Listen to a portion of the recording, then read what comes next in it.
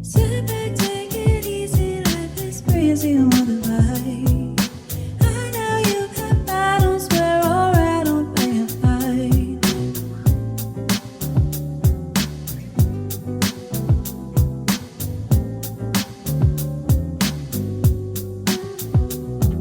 The culture we all crave makes a fine wine. So sit back and take it a moment at a time. Welcome to the Stoop. This is the Food and Culture Show. I am your resident chef, Michelle Wilson, and we are on the Culture Mix radio station on behalf of K101.2 Pop. We are sitting at the table here with Chef Ty and Chef Reg of T&R Catering Yeah. of RVA. Yeah. RVA. And we are talented up in here. That's right. That's right. So, Chef Ty and Reg, you guys are local here in the Richmond scene.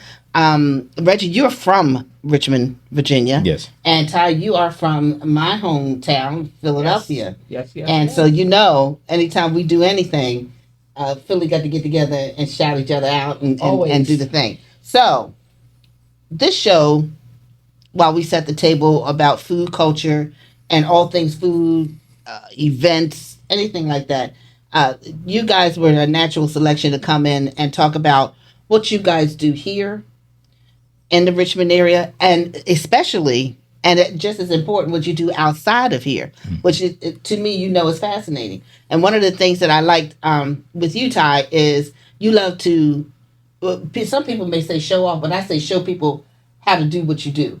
And to teach what it is that you bring to the table. So that's one of the reasons why I like having you on, because you got something to say. Always. I know, right? So you got something to say. So that's great. So starting out with that, move in Richmond, and a quick start. How'd you get started? My grandmother passed. Okay. Literally, that was kind of what catapulted me into cooking again.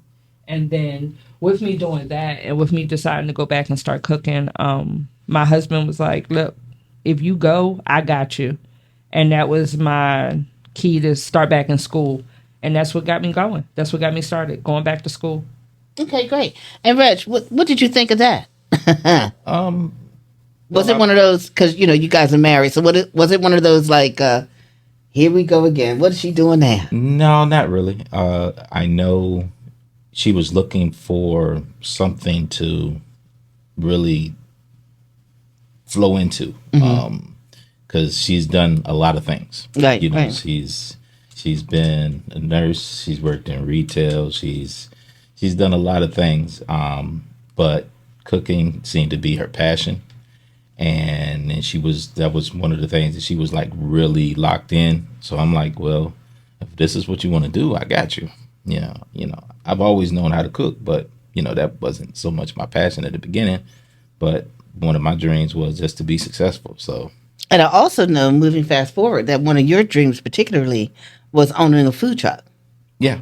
And the name of your food truck is paying homage to your dad, right? Yeah, my father. Okay, so can you expound on that? Of course. Look at me using big words. Yeah, looking all educated and stuff. Woo! So, COVID was a big motivation factor with us, all three of us. And during this time, I don't even think I was like, hey, I can do this because I'm here working with Michelle. We could do a restaurant. Mm-hmm. And then I was looking around, I was like, hey, man, I don't want to do no restaurant.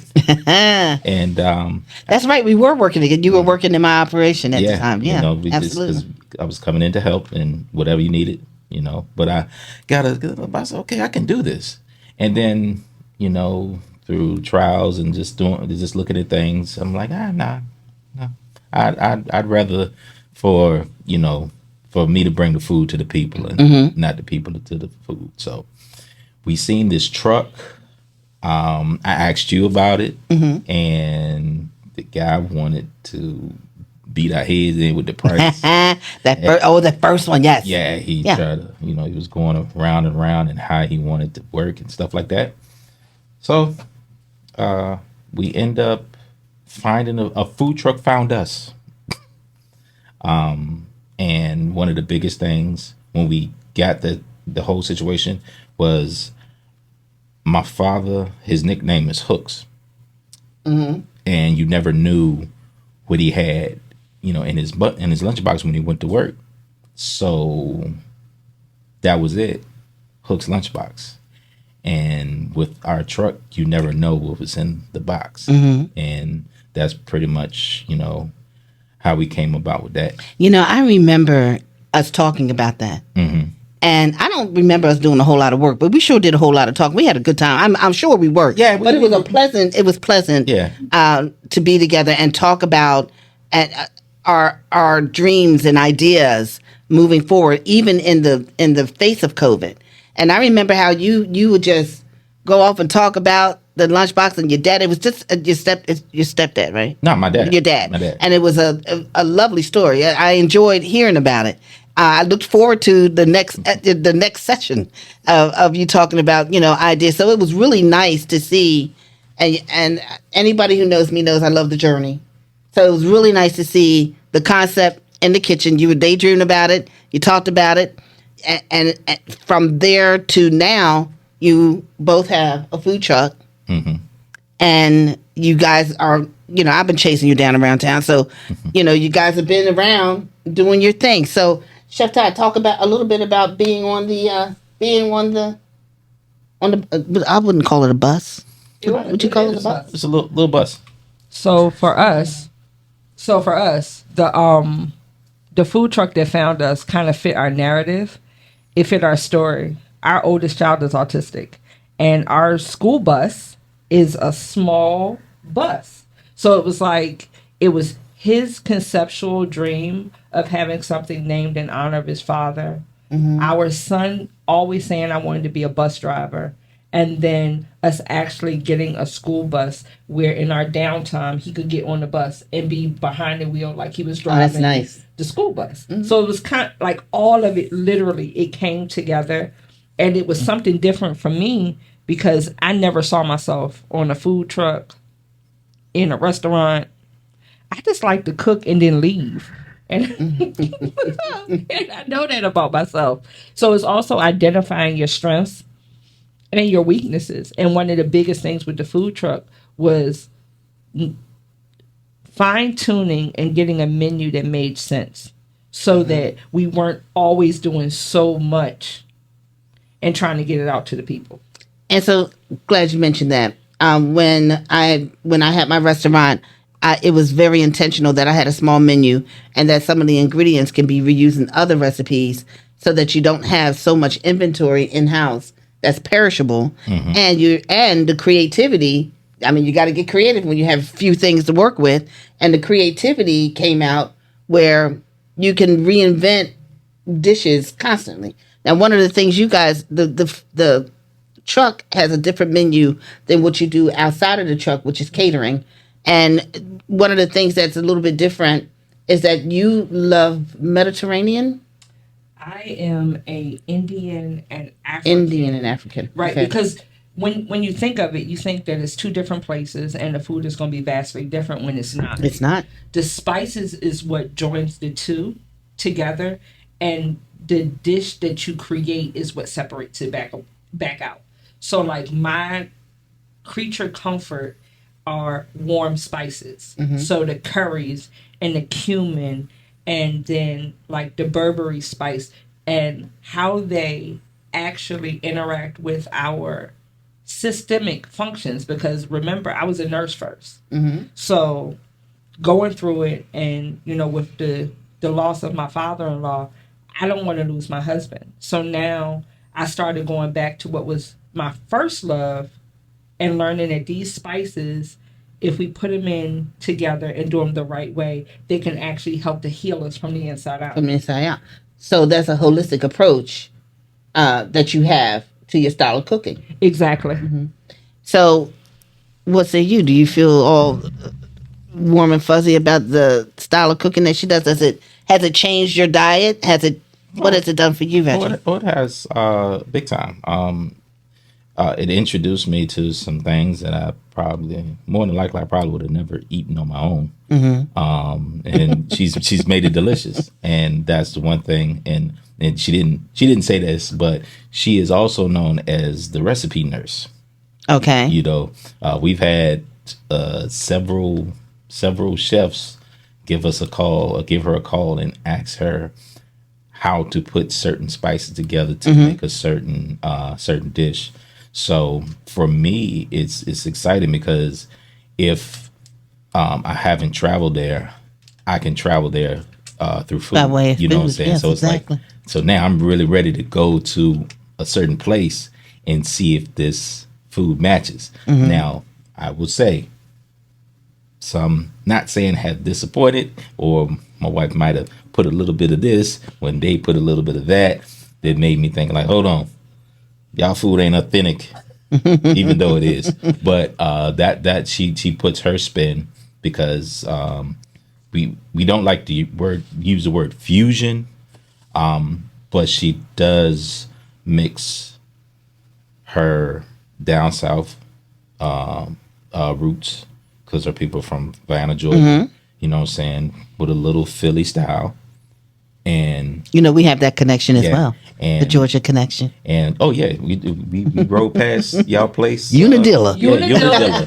Yeah, we drove past there a couple of about a week Last ago. week. Oh, yeah. Yeah, Yeah. and just with that, and then paying homage to the dish that she's cooking from the region that it's come from. She's not taking away from it. She's just adding to, and it's a wonderful experience. You know, especially when I know I come to say I might be coming in the house, or she might be just messing around. I'm like, okay, I'm just gonna go ahead and sit down. I'm not gonna add to nothing. Only thing I'm gonna add is to my waistline, which I'm not, because the food is also healthy for me. Well, I will say that I overheard Chef on the phone the other day, and so I'm gonna shout out that she blends her own spices now. Now I don't know if that's for the whole world to know, but they know it now. But So and she didn't bring any for me, and so just letting you all know that you know, it's my way of being asked to come back. I got to give you. is that what it is? That's what it is. Okay. So my blending of spices came about. One of my best friends is from India, and her mother has traveled back. So what she did was she gifted me a tin. Sorry, she gifted me a tin, which is in their culture is where it's passed down from mother to daughter, and it has the signature spices of that region. And in each one of those tins, you have like your cardamom seeds, whether it's black, it's green. You have those, and then an array of spices. So when she gifted me that, she also told me as she travels to let her know when I'm low on certain things, so that she would be able to ship them to me. And once I've tasted those spices and they come in so fresh, I can't get curry like that Yeah. from off the shelf. Yes. And then we did a little experiment of putting it into like tea and drinking it in place of coffee. And his blood pressure kind of normalized itself. And so this is blending the curry, the her brand of and- curry that she and sends fenugreek. It's the fenugreek that's within it. in the curry. Mhm. That's within it, and it's literally starting to stabilize. Not saying that he is no longer on medication, right? But we've noticed that there's one that he can just about cut out. We've discussed it with the doctor to let them know that this is what we're doing. Because if we're being taught that the food is our cure, then why are we not implementing it into our daily life? And that's kind of where I got the recipe nurse moniker from, because I'm literally doing it in my everyday life. Well, and that's one of the things that I said about you. You know, I love the educational aspect of culinary, to teach people, to show people why we do what we do, how do we arrive at that, and so that I'm not surprised that that's your moniker. I'm not surprised by that at all. So, what region would you say is your favorite region in terms of the spices that are used commonly in those areas? Which regions would you like? My favorite spice is garam masala, which translates into warm spice, right? And the reason why is because most of the spices that are blended are what our DNA craves. It's what we're missing. And it helps to refortify our systemic functions. So the cinnamon, the garlic, the coriander, all of these things, if blended right or when blended right, work in direct unison with our blood pressure, with our diabetes. And it sends the signal out that while it's in our food and it's savory, we can enjoy it. Now, when the science comes into play is the time of day you start to put these things into your system so that your metabolism knows how to read it and then push it out so that you stabilize yourself. Like, not trying to be or get into it so deeply, but on top of my region, it also came into play the person that I kind of looked up to when it came to cooking, right? Mm-hmm. It was Alton Brown. For the reason he wanted to know the science behind the cooking. And because I was always the bookworm in the family, I wanted to know why or where my food was coming from. And as a result, this is how I choose to put it out there to the public. And it's funny because even our instructors, when we were in school together, be like, she didn't know it all. No, I wanted to know it all. You know what's funny about that? Not to cut you off, but what's funny, and for those who didn't know, we had went to the same culinary school. They always gave me everything. They here, give it to Michelle to when we'd have vegetables and we had to make the vegetables and turn it into, here, give it to Michelle, or always the collard greens, Right. Right. Big bachelor, and they bring it to me like I'm supposed to know. That's what I'm in school for. So what you giving me? Give me something I don't know. And what it was funny because all of the American food, I kind of like, all right, I know how to do this. Where I realized that Indian and African food were my creature comforts was when I didn't have to look at the recipe. Mm-hmm. But my food tasted better than everybody else's because they were so busy direct measuring, and I was like, the ancestors was talking to me, child. I know when to stop. Mm-hmm. Right? Exactly. Wonderful. So, do you take those recipes and incorporate it into the work? What do you call the? Oh my goodness, the work. I'm going to say the work van, the bus. Our food truck. The food truck. So, my goodness. See what happened? So yes, I do. So like my dish on the food truck was my butter chicken. Mm-hmm. Right? And it's funny. Here's another tidbit is that most of the food that we as Americans eat over here is another country's leftovers. Oh. Right? For example, if we go Italy, the arancini balls is leftover rice that they repurposed, deep fried, and then put their sauce that's been on the stove for hours to it so that the rice doesn't go bad. When that song? For the Indian culture, it was tandoori chicken is how it started, but it dried out. Mm-hmm. So then they made the tomato-based sauce with butter to incorporate the fat back into the dry meat. Mm-hmm. And now the country's dish is buttered chicken. But it started off as tandoori, which was leftovers. Mm-hmm. Now that I did hear that. I did know that. So I don't know why I knew that. I have useless amounts of information. We all do. I do. I just know stuff. Mine's mostly is always food, though. Mm-hmm. One thing I've noticed, probably the most delicious dishes that we have was probably considered peasant food. Sure. That the highbrows they look down on. Like I would never eat that. Mm-hmm. Or in our case, is the scraps that slaves were given, and we had to find ways to make it edible. Yes. And from edible to delicious, and that's one thing I've noticed about foods that people really love now. Mm-hmm. Is like oh, this is so delicious. Okay. Back in the day, if say we've made it at this particular point, we would have never eaten this food.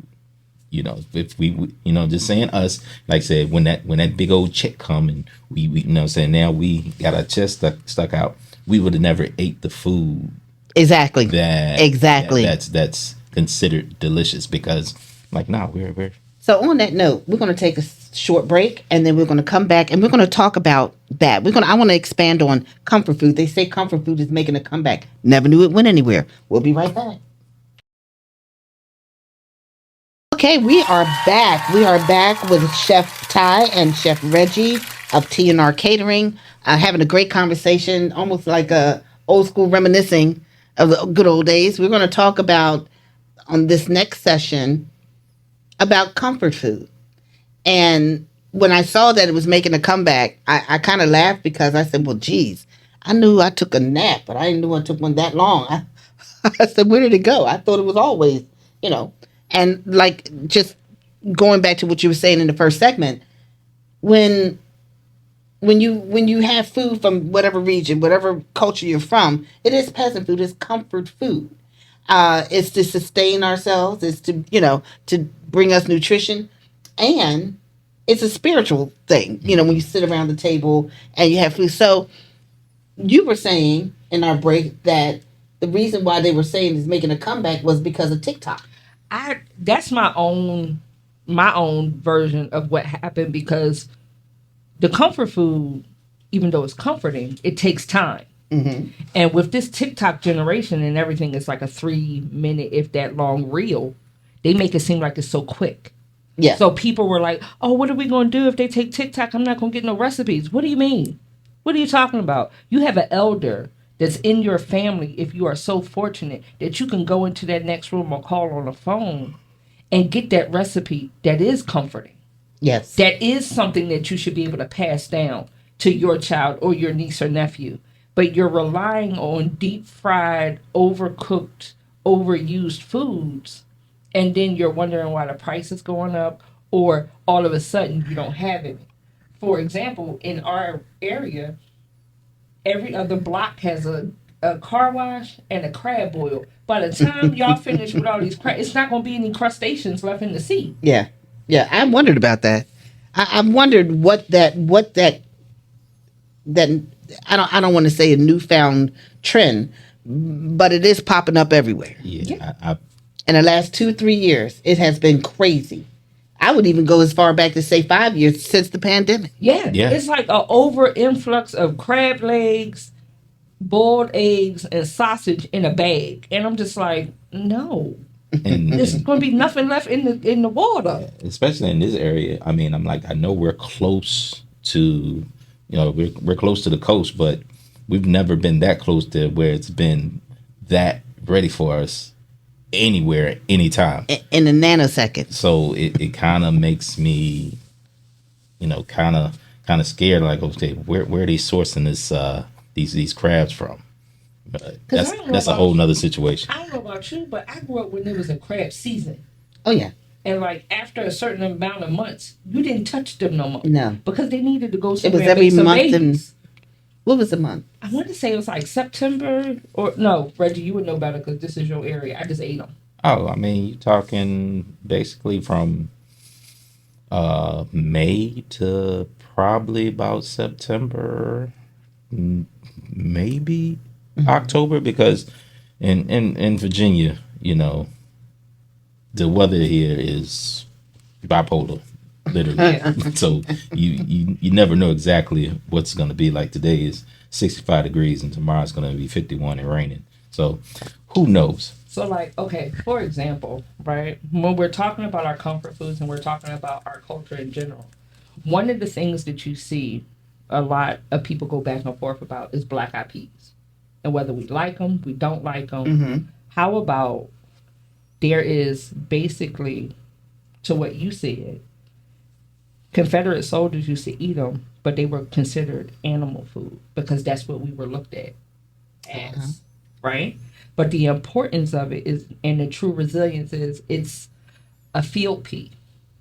And there was, at one point, there were over 700 different iterations of field peas. Mm-hmm.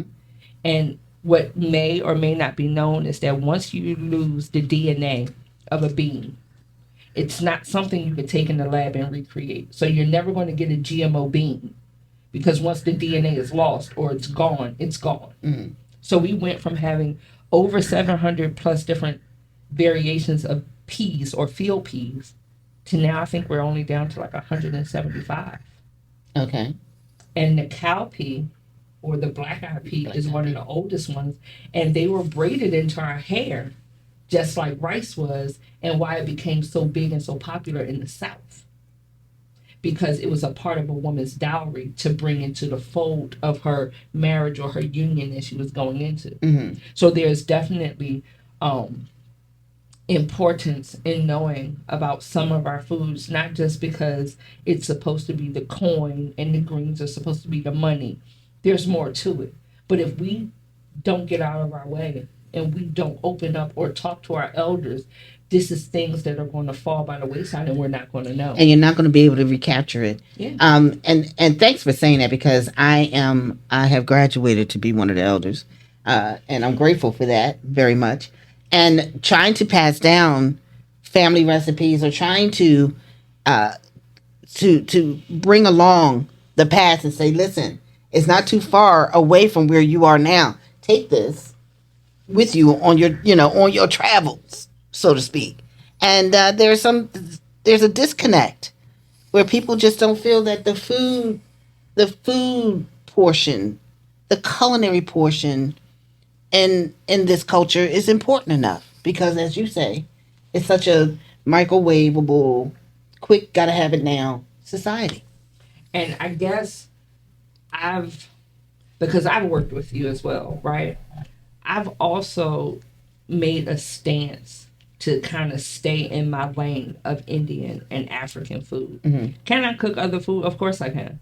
I met my husband. His first dish I ever fixed him was smothered pork chops, rice, green beans, homemade biscuits. Like, I can get down with that. But I'm killing him. Mm-hmm. And if this is someone that I love, let me do it through my love language, which is the gifting of my hands and cooking. Mm-hmm. If I can heal you from the inside, let me do it. And with that, okay, when we talk about Southern soul food, Southern cooking, there is a way to make it healthy. There's a way to make it where you're not using a whole lot of pork or anything like that that's going to raise your blood pressure or cause you any type of significant health issues. There's a way to do it, and you have to be conscientious of that. Now, I'll debunk something. So, like when you said pork, okay, yes, pork is high in cholesterol, but it is healthier and cleaner than chicken. I agree. Oh no, you don't have to debunk me. Not that for is you, true. but for the people who are actually listening, because unfortunately we don't do the research. So we go by what the status is. Seed oils are high in carcinogenic gases that it emits. So knowing the smoke point of your oil is very important. It's very important, because once you go past it, now the carcinogenic effects can now reach onto your food that you're about to put into it. And you know what? And while we're on that vein, we could talk about when people microwave. I don't like microwaving, but there are a lot of people that do. And using certain containers is a big no-no. You should see me jumping across the counter try to, when I see somebody put, styrofoam. Styrofoam. I'm like, wait a minute. But, okay, I've done every iteration of cooking that you can think of. And I'll never forget, because I used to meal prep. I am grand at meal prepping. Don't get me wrong. But she didn't say good. Yeah, she's grand. She's grand. I'm grand at it, right? And the reason is I leech onto my nursing background, and I put the healthy side of it into the food, and you can't overcook it. And then some of these containers that you want, you can't just put it in the dishwasher and then put food back in it and then give it back to the people. I'm not one that you could come to me on a Monday and get your food from Monday to Friday, because certain things, even though they're cooked, don't have a shelf life of being in your refrigerator for X amount of days. People don't know the importance of cut tomatoes versus whole tomatoes when you're putting it on the salad Exactly. to give it away. Like there's so many things that because we learned from our grandparents ain't know that either. But because we took the time to go to school and to actually learn, you have to pass that on to people. And I will say this. That's the difference between a trained culinary expert or chef or cook or someone who's worked under someone like that got the education value for this. You don't you know there's a big difference. There's Is it some you? Because that food can heal you and it can kill it could you. kill you quick. Very Trust and quickly. believe. Like botulism is a real thing. You should see the way I treat a chicken. It's almost abusive. I'm so afraid of it. I go in like it did something to me. You know what I'm saying? I'm like, ah. And and like you bringing up a chicken, like I'm a from small to medium to large size animals. I do whole butchery. Mm-hmm. Yes, you So do. I've learned how to look for the parasites in the animals to know, like, thank you for giving us your life, but we can't eat you because you could kill us. Right, right. And being able to identify and to know even the smallest thing like that goes a long way with going into a store and buying your meat. Yes, it does. We're also in an era now where with the uneasiness and the angst that's going on, you better get to know your farmer Yeah. for not just your poultry, but for your vegetables. And also understanding why things are used as scare tactics to recall. If you know anything about land, you know that things always drip down. Down. Yep. So if the place that they're getting their meat from is also the place that they're getting their vegetation from, More and than if likely, you're gonna have some type of outbreak Yes. because when they say it runs downhill, Yeah. they really And mean it really so. Say it's if you really got true. cows and pigs, they on the top of the hill, and you got corn and greens and all this stuff at the bottom of the hill. What you think gonna happen when it rains? That also goes for organic foods. yes, Okay, Yeah. and that's why I struggle with organic foods and the cost of it. And how do I know that you are not, a mile or two away Exactly. from a farm that uses all kinds of chemical and it sits up higher, and you're in the valley, and the same exact thing. but these are the questions that are not being asked and or answered, right? And I don't know, like for me 2020 was amazing because it gave me a chance to sit down and to actually open the book to do the research. Not that I wasn't woke before, but my awareness became stronger. My knowing that I needed to go to the farmer became stronger. And it's something that I feel needs to be passed on because right now, again, the anxiety and the angst that's going on, you just don't know. No, you don't know, and too many things fall through the crack, and there are too many things in the food culture, with regard to big supermarkets and storehouses and things of that sort, and how they process our foods in these warehouses. We simply don't know. That's a closed door for us Oh, yeah. in a lot of respects. And you may not even find anything in print to really expose, and maybe I don't want to say expose, but maybe gain an understanding of what is processed and how it's processed for the consumer. Of course, it's the FDA. You certain things cannot They on happen. hold right now. Oh Lord. So again, when we speak to the things of our food and our food culture, right? We are the only place in the world where we're still able to eat microplastics. Mm-hmm. You go to London or you go to anywhere in the is it the ECU? E the EU. The EU. You go there, half of the food that we're giving Banned. and we're eating here are A banned. band in this country. Yes. When you get a chance to step outside of here, and please, for the love of all that's holy, when you decide to go on a travel, do not look for food that you get at home. Eat the food that's local to the people. To the people. Yes. Because you will That's be the experience. right. That's the whole experience.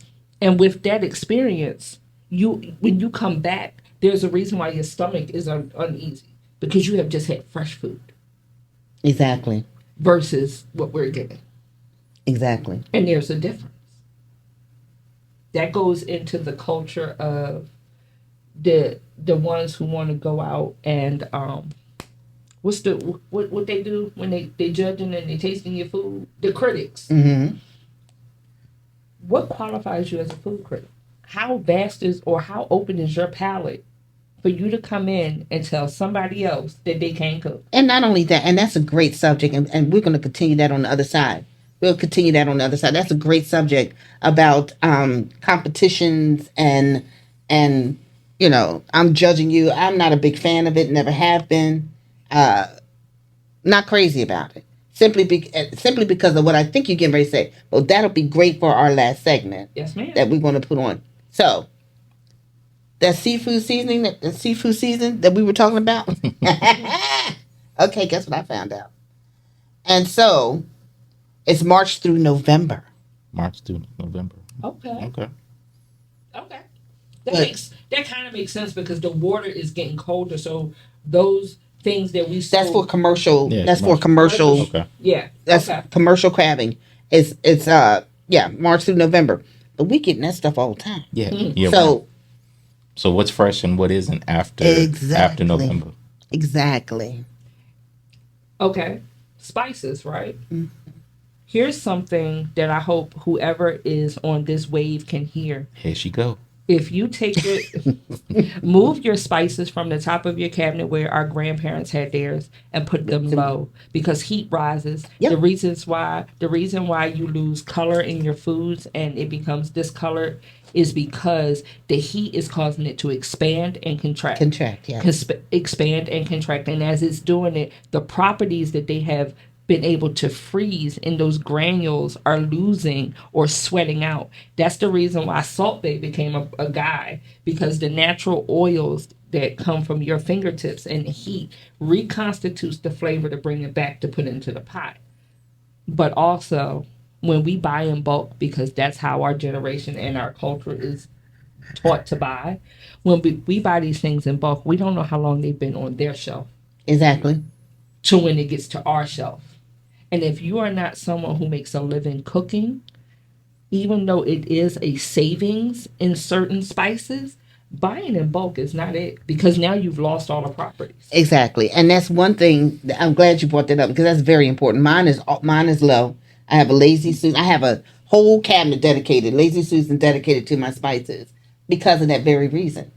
And a lot of people don't understand about that. So I'm glad that you brought that up. Look at you. Again, it's the nerd in me, but it's also these things need to be passed on.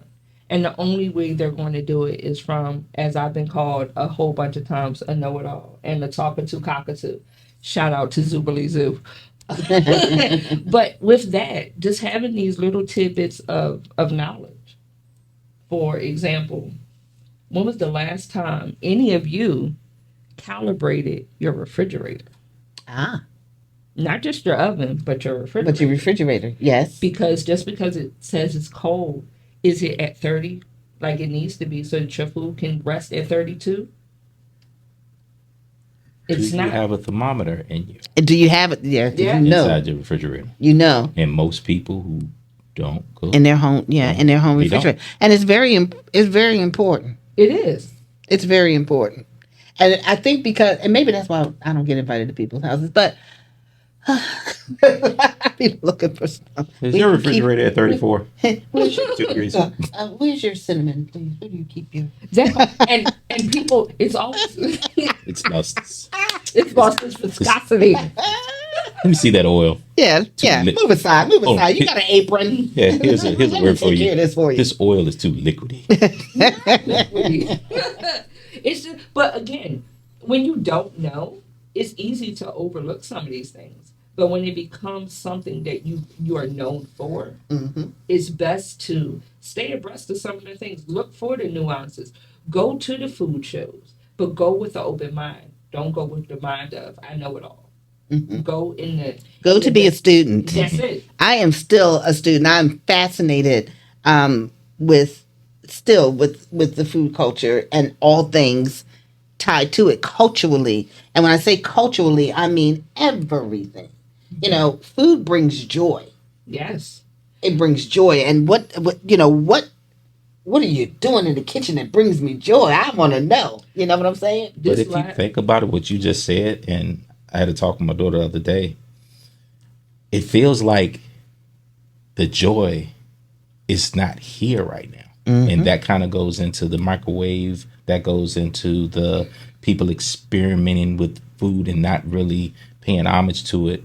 But if you look around, how many people do you look that actually look happy? I know. You know what I'm I saying? know. And one of the things that Everybody's taking trips. yeah, you know what I'm saying? One of the things food always brought people, okay. One of the things food has already brought people together, but we don't do that no more. No, we don't. We don't do that. So we're going to end our second session. We're going to take a break. We'll be right back, and we are going to come on the other side and talk about what we just said we were going to talk about. Ladies and gentlemen, Okay, we are back with Chef Ty and Chef Reggie from what we say, T&R Catering. Yeah, I just know you for so many different things. So it's because it's weird. I do everything, but even in me doing everything always revolves around food. Or I got introduced to it because I cooked something. I have definitely learned my way, and I understand that no matter what it is, my my gifting is hospitality, and through hospitality, I may not be able to give you money, but I can always feed you. Oh, you'll never go hungry on my watch. Yeah. Period. Ever. Wow. You'll never go hungry on my. I will always have. Some food. Yeah. And I know that she doesn't, but during the most critical time in my life, this woman fed me. She fed my family. During a time where we didn't know which way was going to be up or down, she provided a place for us to be able to still pay our bills. And we have told her off where there's no one listening, and we'll definitely say it in front of whoever needs to hear it. If she calls, we would say yes, because at a moment and at a time when she could have been just about her and her family, she made sure that those that were connected to her, not just me, but those that were connected to her, still had a way to pay their bills and to feed their family. Now, what were you saying? Are you talking about me? I was. she I talking thought you were about talking about somebody's mama. Nah, she was You talking are about, somebody's Well, mama. yes, I she am. was talking about Mama Aren't you? Shell. Oh, shucks now. Hold on while I bask in the glory.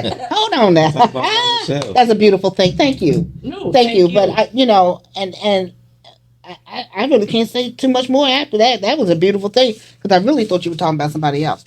Now, now that we're on it, I want to talk about competitions. Okay. We're going to end our show with competition, and we're going to have a speed round of questions. Okay, So that let's people go. can get to know you a little bit differently in food on the personal side. Okay, let's go. All right, so now the competition piece. I had when we talk about qualifications of competition, okay, I had a situation recently that happened that tightened my jaw. I was invited out to participate in a competition because of who we were. Okay. And it was supposed to be renowned chefs, right? Everybody uses terms, anything. And we went to this church. Oh, in the church? Okay. At the This church. is juicing now. At the local church that everybody know everybody except for us. So it was us and two other people. We didn't know who the people, and it was not just a competition. It was a show that it was a fashion show and had other things going on. But that piece was a joke. I just have to put it that way. And so it was two other chefs, and the backdrop is you'll get 5 points. You get scored on 5 points. Tablescape, presentation, taste, dessert, and something else. Okay. All right. We don't get invited to those anymore. Yeah. Well. Yeah. Yeah. No. I will not be invited back to this one again. So, what? Apparently, now I don't know this for sure, but one of the people judges was not available, so they just plucked somebody up out of the crowd. Her qualifications were, it's because she knows good food when she tastes it. Of course. Amen. Amen. Amen. Hallelujah. Yeah. And so the competition begins. We're the only ones with a tablescape, professionally done, may I add. The only one that had two chefs on deck to ensure that everything, because this is this woman's situation. We want to make sure we showed up. We showed up and showed out. Mm-hmm. The other two people did not have a tablescape. They still had the aluminum foil that they were serving, and the this and the that. Mm-hmm. When I tell you we came in third, okay, if I could have just knocked things over and got away with it, I would have. But we were in church, You so could have been like Jesus. There's a whole scripture in there when he went into the church and knocked the tables over. God would have been pleased. yeah. But I won't Jesus that day. Not at all. Not even. You know. My point is, what were when you talk about competition, when you talk about who is qualified, you talk about quality of food, you talk about preparation of food. How do we do? Is it to be taken seriously, or is it just like no big deal? We just want you to just spend your money, come on out, and sling you around the hall a little bit, and then you know. As a matter of fact, when they made the choices, the MC said the judges were afraid to tell them who won. The language that they used in this whole competition was very suspect, and I'm thinking, wow, wow, and this is part of the reason why I don't like competitions because what qualifies people, what does so out of just because I know me, because I knew that staff and I knew what we can do, I returned the winnings. I said because we don't do that. Mm-hmm. I returned the winnings, and that's when I had our chef's honors to show exactly how do you how it's done. You understand? So you've been in competition. Mm-hmm. I'm not a fan of them because I already know what we can do. I don't need you know. So So it what's been goes. your experience? So me in competitions, right? When I went into competitions, I did it for because I thought that's what I wanted. Mm-hmm. I did it from a vein of that is what I need in order for the world to see me, right? And once I got into the competition Mm-hmm. and I saw the BS, I was like, oh yeah, no, because the Philly in me that was raised in the 80s, like you, I was ready to tear everything up. Mm-hmm. Because what? Who? Yeah. And I had to kind of like I had to back off, and it was unfortunate. I've been in this area. I've been told that I could no longer compete because I was winning too much. Mm-hmm. Ain't that the purpose? Well, You don't listen. go nowhere to lose. Yeah. No, Ain't you that the don't, purpose? Other and you thing- certainly don't go anywhere, and to be treated as a joke. Yeah. I think the other thing is food is very subjective. Yes. You know, unless you have been, you know, you've been somewhat classically trained, or you're well rounded. You know, you have certain people who are critics, and they're critics because they've gone to different places and eaten tons and tons and tons of food, and so they know what to look for. They know what to taste for. They understand that this ingredient is supposed to meld with this, and to this balance it, flavor yeah. is, you know, saying Exactly. it's not one noted and these things. So when you do, I would say, community based things that don't not necessarily have a lot of professionalism around it, you kind of get what you get. Yeah. So it's one thing because I even was in a couple of competitions, and after one of them, I felt a certain way because I knew that what I put out was, I mean, and I was even told by one of the MCs is like, they just had more people than saying, and they know him. I'm like, okay, so what are we doing? Yeah, well, and those things do come into to play, and it's okay. You're not going to always win, No. and and even though that might be the goal, if you are in a good competition with qualified opponents, and you come up in third or fourth, I'm like, hey, I'm running with the pack. But when it's obvious, Yeah. that there's no structure in the competition, there's no structure with regard to those who are judging the competition, that can be a problem. It goes into what qualifies the judge, right? Like, I have, for years, I don't boast in who I know or who I've been around or any of that. Like, I kind of show up. Like, my food or my work speaks for me, right? But you have seen the people and the caliber of people that I work with, that I can bring to something. For someone to call me and say, "Yeah, we want you to judge the food," it would be okay. She knows what she's talking about, right? Some of these people, they do it or they get into it for a free meal because they are creating content or they're content creators now. Right. And again, it's that TikTok era. It's that almighty dollar. It's the focus is gone from taste. People don't understand, like Reggie just said, people don't understand the balance of salt, sweet, savory, bitter. Because if I've cooked something too far and it's become bitter, how do I bring it back?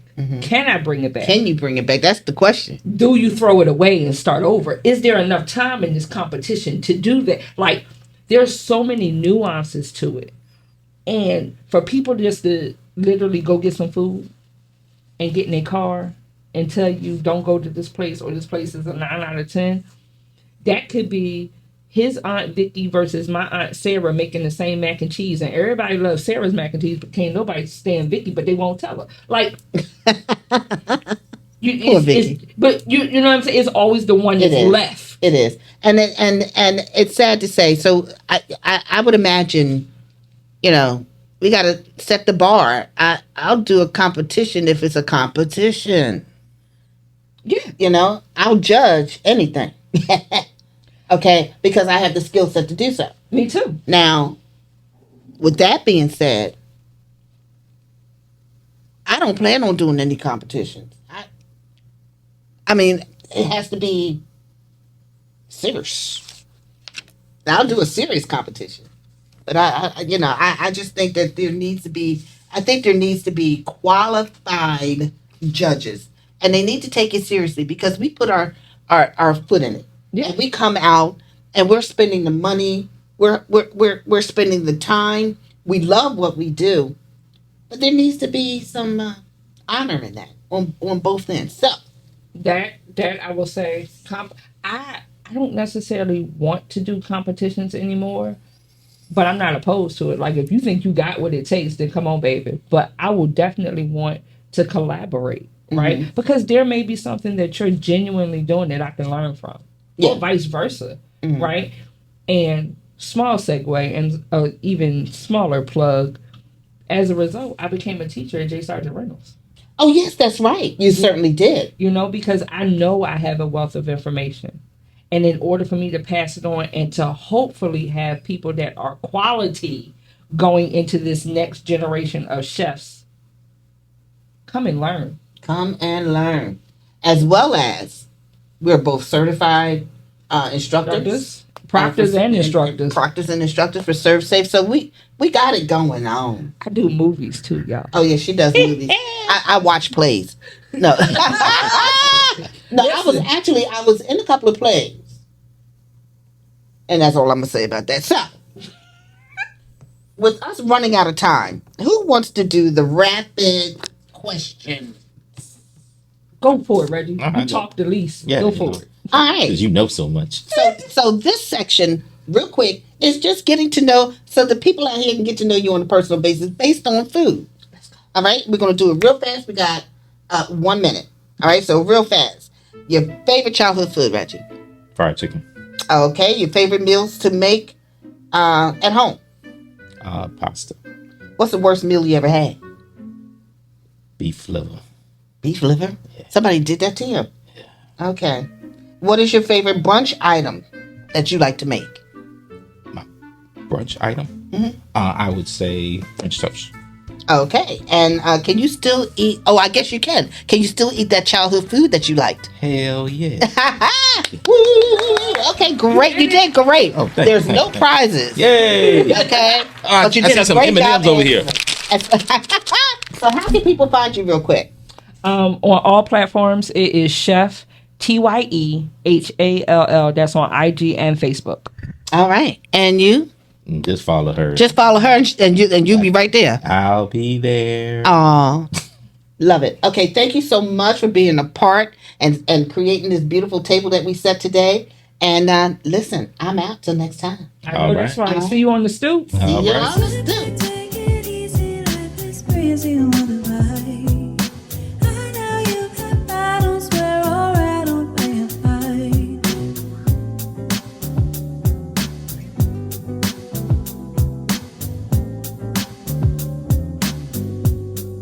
The culture in your grave makes a fine